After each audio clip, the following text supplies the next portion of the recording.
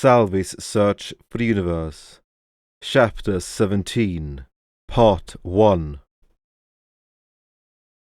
Brown crossed his arms, staring down the big door like one stares down a pile of clothes they know they really ought to wash, but just can't muster up the courage. He should, but maybe he shouldn't. They would ask questions. But it was so important. Could he make excuses? Would they believe him? They probably wouldn't. Definitely wouldn't. But if Salvi was... Salvi was. And that was all there was to it. It didn't matter what she said. She had just been manipulating him. That should make him furious. But no. It didn't make him furious. He was absolutely livid. He despised her and everything about her. She was a kobold after all. He should have expected nothing less. Yes, he had absolutely no problem ratting her out. And that was why he was going to open that door right now. Right now. He stared at it, tracing the iron bars reinforcing the wood all the way to the hinges. There were 10 rivets hammered into the heavy beam that built the arch. How hard would it be to pry apart? He wondered if it would be easier to go for the hinges or just hack your way through the wood. If it were him, He chastited himself with a mental slap and got back to the task at hand. He sucked in air and puffed out his chest. He reached for the door and let his hand fall limp. He had kept it to himself for weeks. There was no way they would let him walk out as easily as he walked in. They might even banish him. He turned away from the door and walked in circles. He could just say he didn't know at the time. It was the truth. But he hadn't told anyone they had met in the forest, even though they were looking for any sort of kobold.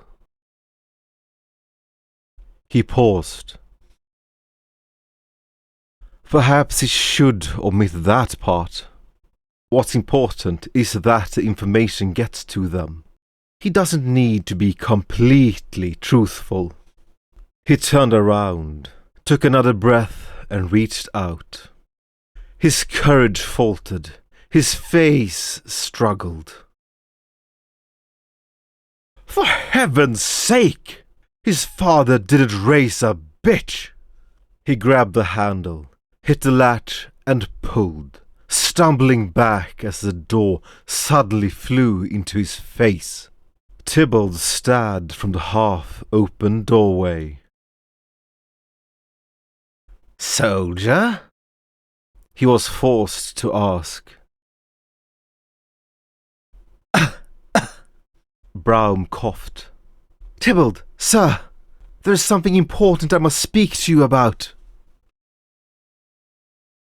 Tybalt sighed, looking soft and wary, in a way Brown had never seen. Can this wait? I've just received reports that a traveller just arrived claiming to have been robbed by the kobold we are looking for. Brown paused. Yeah. No, this can't wait. I'm sorry, sir. He stepped out of the way of the door and opened it the rest of the way. If you've discovered something, why don't you simply report it to the scouts? Brown didn't know how to reply to that, and could only stare awkwardly, until Tybalt drew his lips into a line and walked back into the makeshift quarters. He sat in an old chair. Brown walked in and suddenly noticed the scout standing in the corner behind Tybalt, using the wall as a writing desk. There was another person here.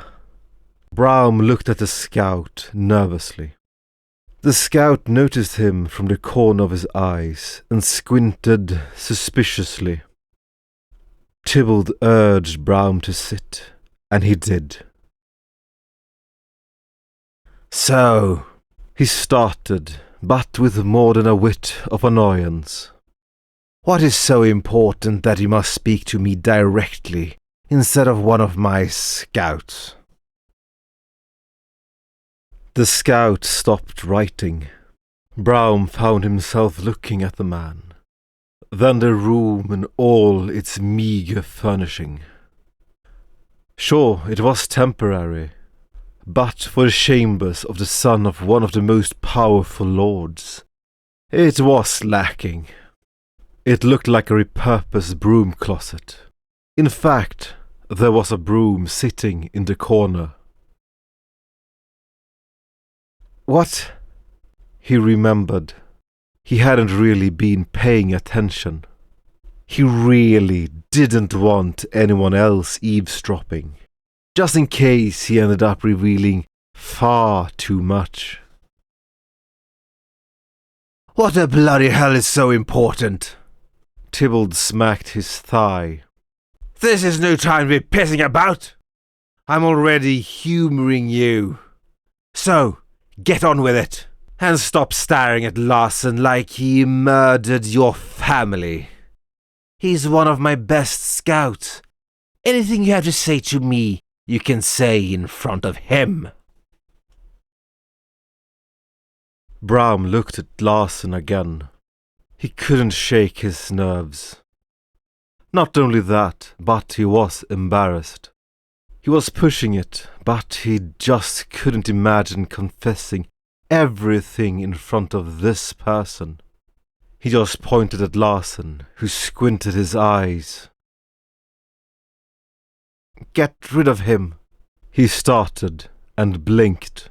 Disbelief swept over him as the man dashed forward from behind Tybalt, gripping a gleaming dagger. He hadn't even noticed him draw. Ah!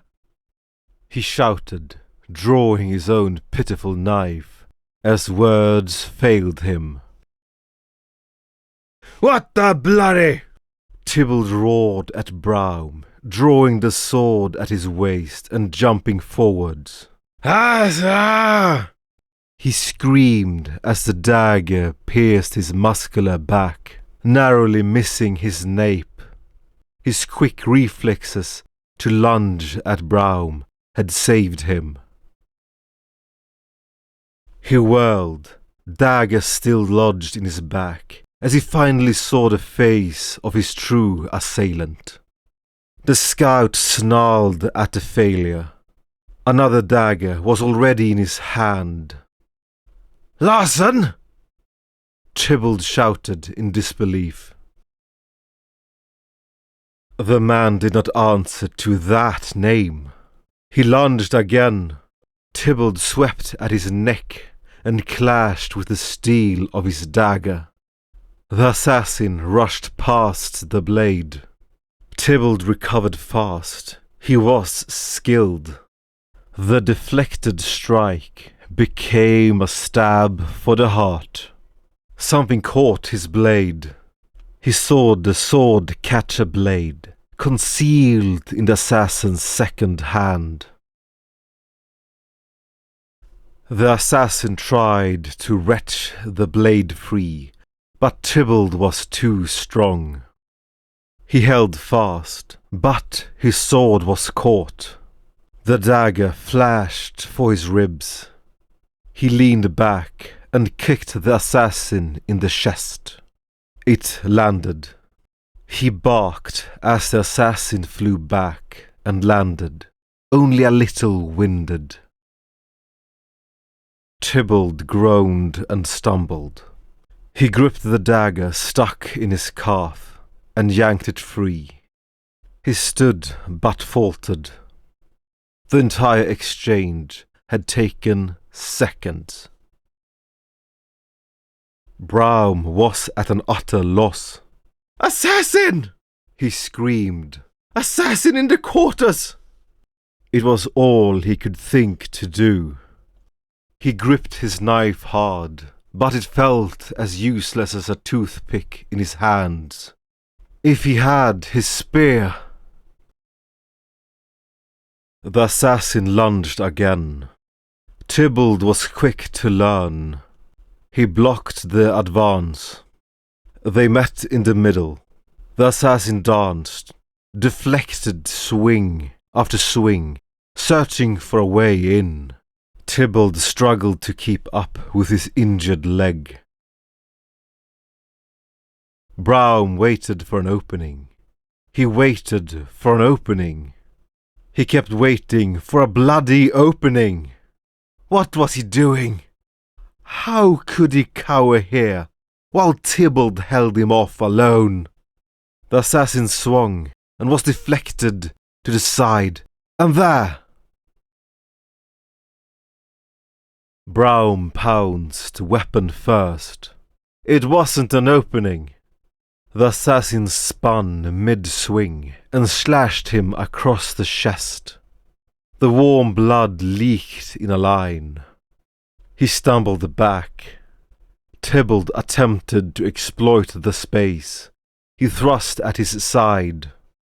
The assassin spun, flowing past the tip. The dagger flashed for his flesh. Tybalt pulled back. The blade grazed his knuckle. Pain pulsed hot and wet through his hand. The assassin didn't give him room to breathe. Tybalt stumbled back, wobbling, unsteady. He roared, steel clashed, sparks flew. Braum felt at his chest and the wetness beneath. His clothes had blocked most of the slash. The cut was superficial, but it was a painful warning. He was so bloody useless. Surely someone must have heard their hue and cry. He looked at the door. Should he run for help?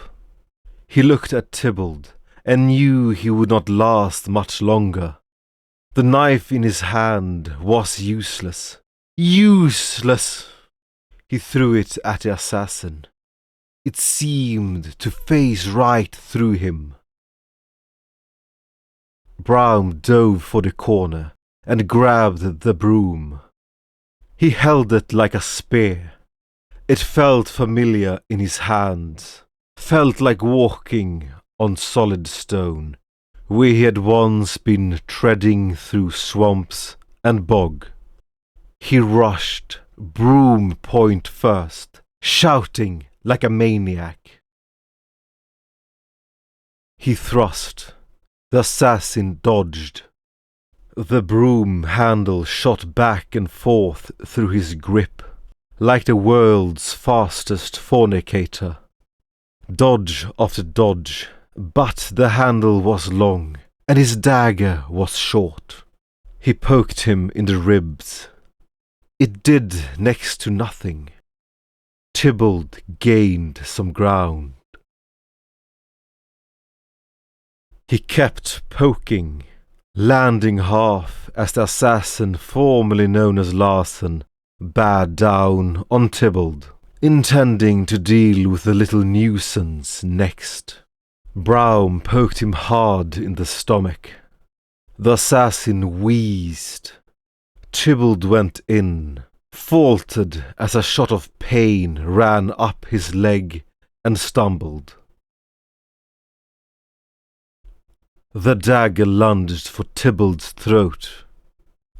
Braum shouted, thrusting with all his might, and struck the assassin in the face, slipping past the bone and flying straight into the eye socket, as if guided by the hand of God himself.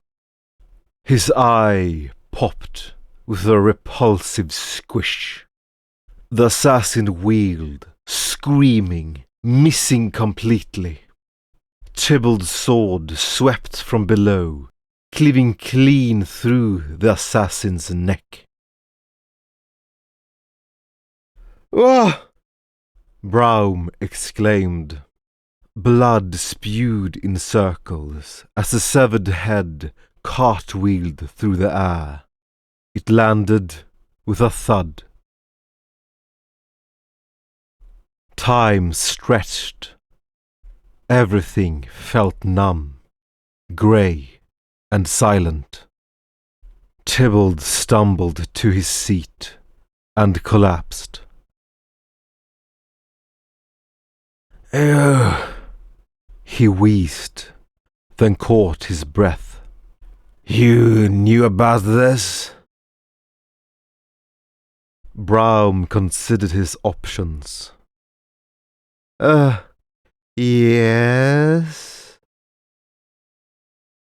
"Damnations. So that's why you couldn't go to the scouts first.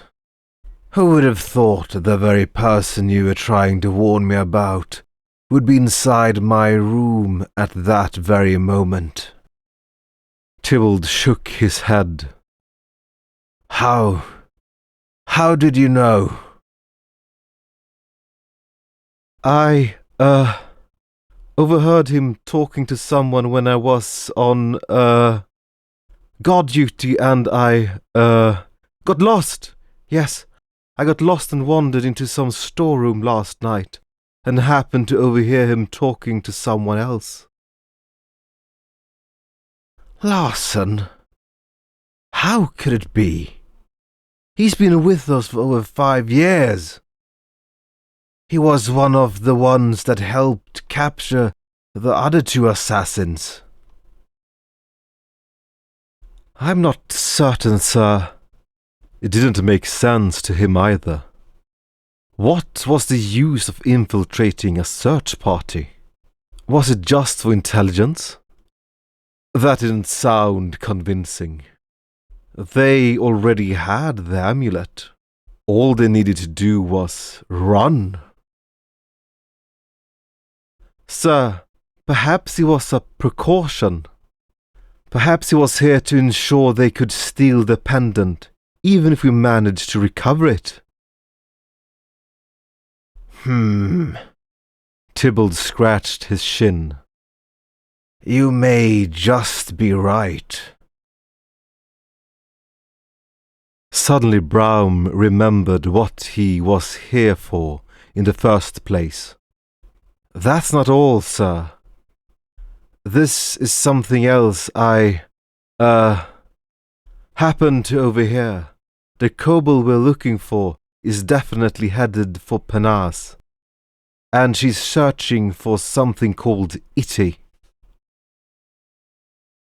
"Damnations! With ears like those, you certain your father wasn't an elephant?" He laughed, then paused. "She?" That was something else they mentioned." The sound of dozens of footsteps echoed up the hallway. Tybalt stood and managed to hide almost all of the pain. "We got no time to lose. We must head for Penas."